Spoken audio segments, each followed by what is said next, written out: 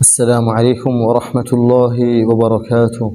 إن الحمد لله والصلاة والسلام على أشرف الأنبياء والمرسلين. قال الله تبارك وتعالى: يا أيها الذين آمنوا اتقوا الله وكونوا مع الصادقين.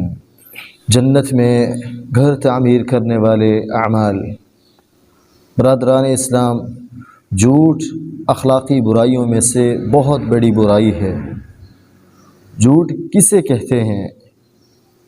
جھوٹ کسی شخص یا کسی گروہ کے متعلق قصداً حقیقت کے خلاف بات بیان کرنے کو جھوٹ کہتے ہیں. جھوٹ مختلف وجوہات کی بنا پر بولا جاتا ہے. عموماً جھوٹ 3 وجوہات کی بنا پر بولا جاتا ہے.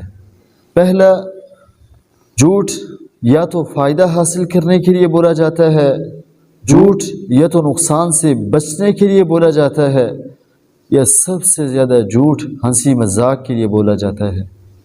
شریعت اسلامیہ میں جھوٹ بولنے کے کتنے نقصانات ہیں، اس پر ابھی تفصیلاً گفتگو نہیں کرنا چاہتا.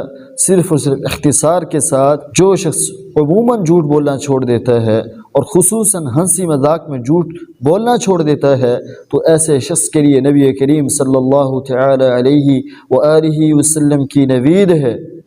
حضرت ابو امامہ الباہلی رضی اللہ عنہ بیان فرماتے ہیں کہ آپ صلی اللہ تعالی علیہ وآلہ وسلم نے ارشاد فرمایا: انا زعیم ببیت فی وسط الجنہ لمن ترک الکذب وان کان مازحا.